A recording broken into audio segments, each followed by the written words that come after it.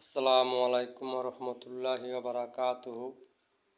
হিন্দু ভাই বোনদের প্রতি আদাব, অন্য অন্য জাতির প্রতি আন্তরিক ধন্যবাদ। আমি আজকে আপনাদের মাঝে আরেকটা উপদেশ নিয়ে এসেছি। হিন্দু, মুসলিম, বৌদ্ধ, খ্রিস্টান, জাতি উপজাতি সবার মাঝে আমি এই উপদেশটা নিয়ে এসেছি।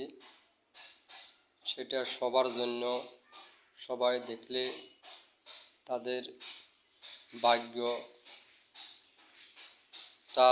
কীভাবে কী হয় সেটা বলতে পারেন। তো আজকে আছে যেই বলতেছি আমি যে উপদেশ, সেই উপদেশ টিপস, কেউ টিপস বলে কেউ উপদেশ বলে। সেটা হয়েছে শরীরের কোন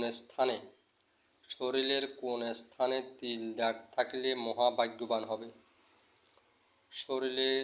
শরীরের কোন স্থানে তিল দাগ থাকলে মহাভাগ্যবান হবে। নারী, পুরুষ, হিন্দু, মুসলিম, বৌদ্ধ, খ্রিস্টান, জাতি উপজাতি সবার জন্য এটা।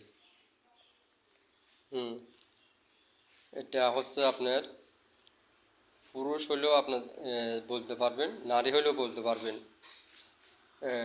এটা হচ্ছে আপনার 1 নম্বর আমার যে প্রশ্ন, সেটা হচ্ছে শরীরের কোন স্থানে তিল দাগ থাকলে মহাভাগ্যবান হবেন। সেটা হচ্ছে আপনার কপালের মাঝামাঝি আপনার যদি কোনো তিল দাগ থাকে, যেমন এইখানে আপনার এইখানে এই বরাবর যদি কোনো তিল দাগ থাকে, তাহলে আপনার মহাভাগ্যবান হবেন। ঠিক আছে, এটা হিন্দু, মুসলমান, বৌদ্ধ, খ্রিস্টান, জাতি উপজাতি সবার ক্ষেত্রে বলতেছি আমি। আদি যুগের জ্ঞানী ও গুণীদের কথা, এটা আমি আদি যুগের কিতাব দেখে বলতে আছি। মুখের কোনো বানোয়াট নয়। অনেকজনে মুখ দিয়া বানোয়াট গল্প নিয়ে আসে, সেটা না, এটা বাস্তবায়ন।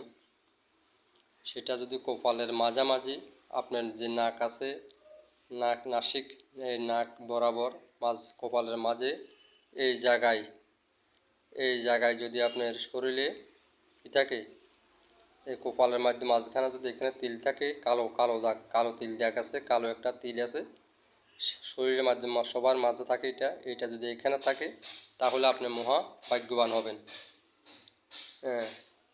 তারপর আপনার 2 নম্বর প্রশ্ন হচ্ছে যে শরীরে কোন স্থানে তিল দাগ থাকলে মহাভাগ্যবান